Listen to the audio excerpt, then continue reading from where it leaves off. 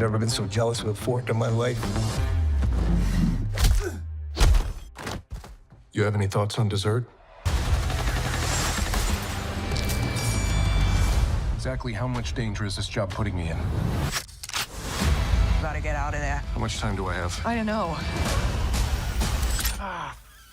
Reacher's brutal fight scenes and gritty realism don't happen by accident. Behind Amazon's hit series lies a production process with rules stricter than military protocol.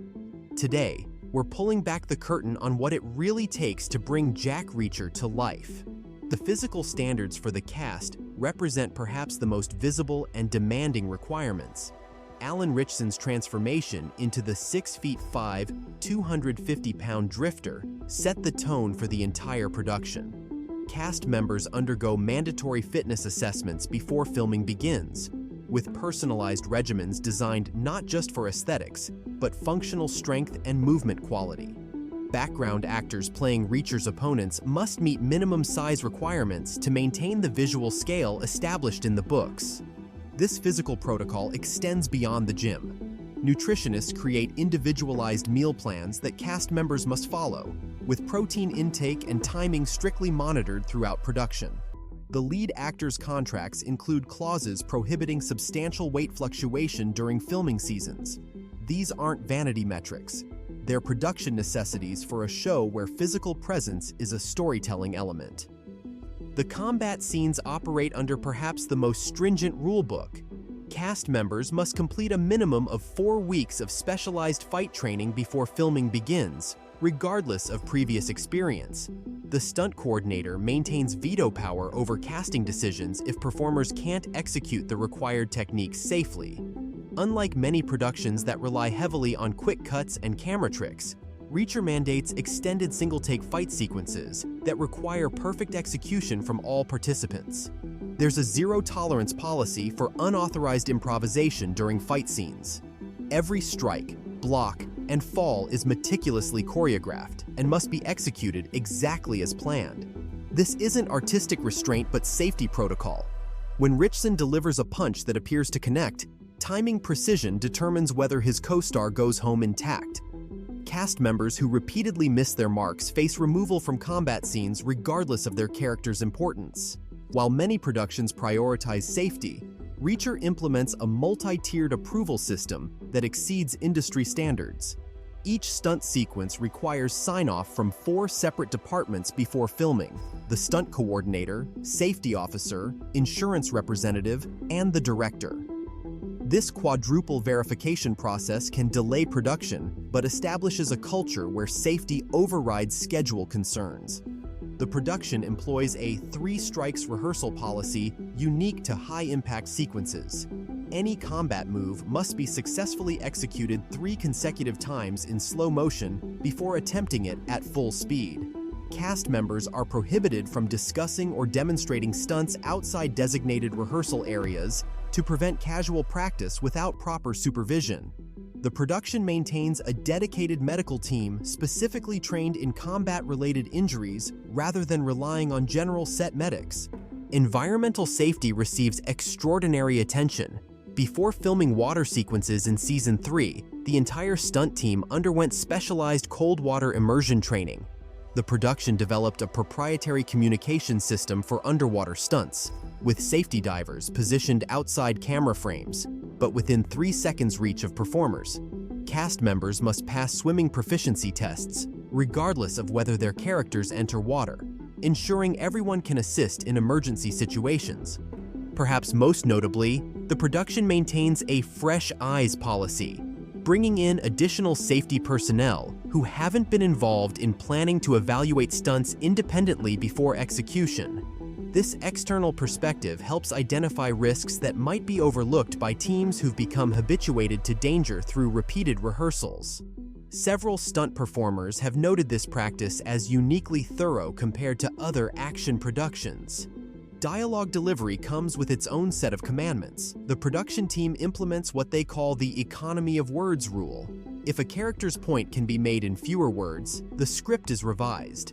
This applies particularly to Reacher himself, whose terse communication style is considered a cornerstone of the character. Cast members report receiving notes for adding even slight verbal embellishments to their lines.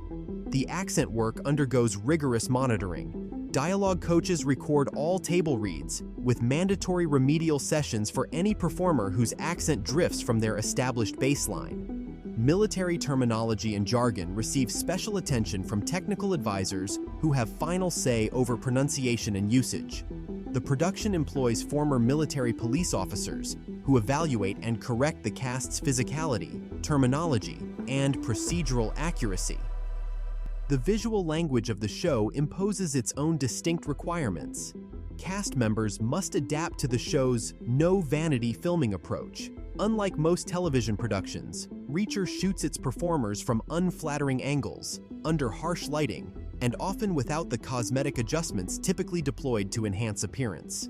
This creates the show's distinctive gritty aesthetic, but requires performers to surrender the protection most productions offer.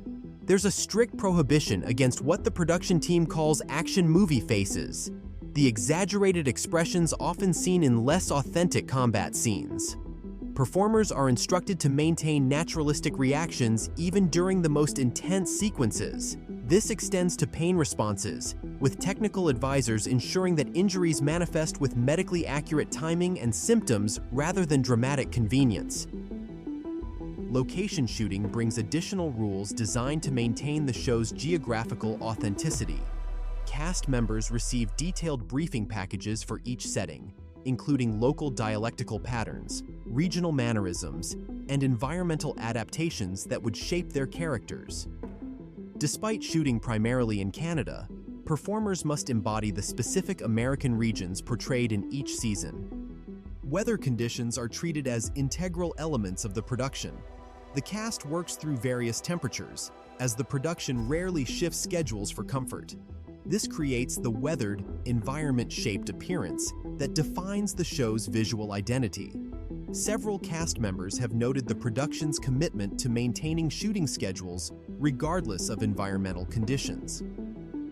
The production's approach to set design follows an unusual lived history mandate that goes beyond typical period accuracy.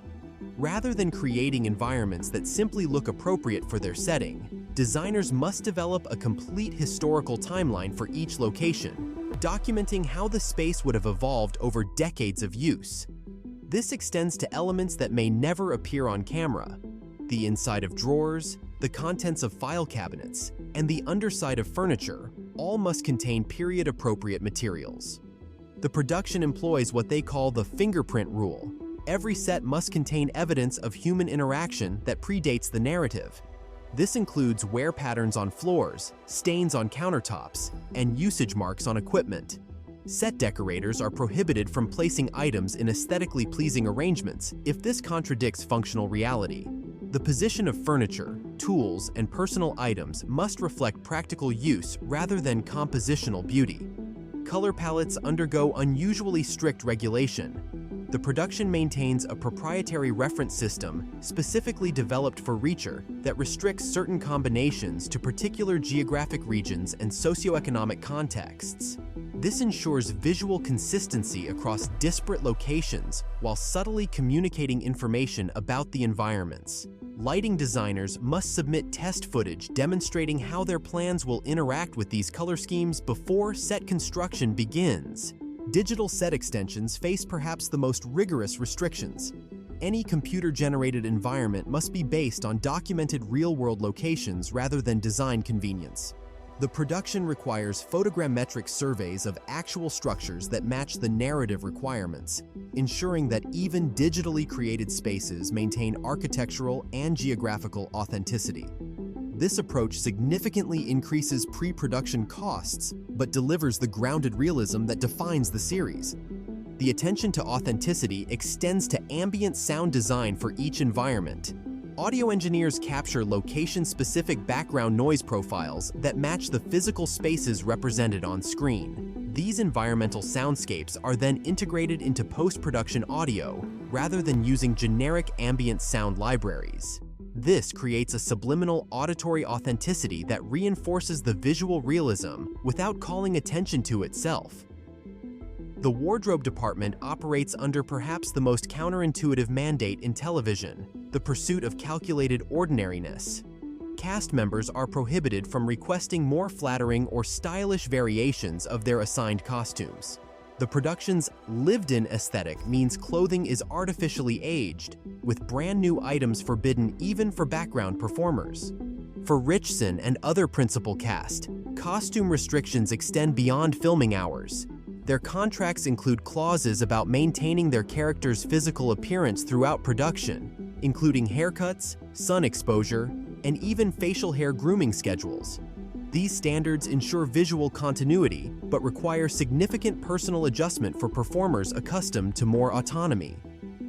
Technical proficiency requirements distinguish Reacher from most contemporary productions.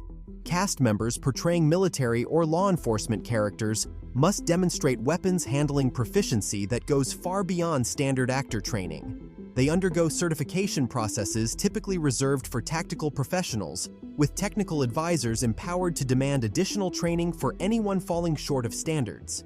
Vehicle operation follows similar protocols. Rather than relying exclusively on stunt drivers and clever editing, performers must complete advanced driving courses for scenes involving pursuit or evasive maneuvering. This technical precision extends to everyday activities. The production team insists that even mundane actions like checking a pulse or examining evidence be performed with professional-level accuracy. The production's commitment to authenticity creates perhaps the most unusual rule: the restriction of acting choices that contradict real-world expertise.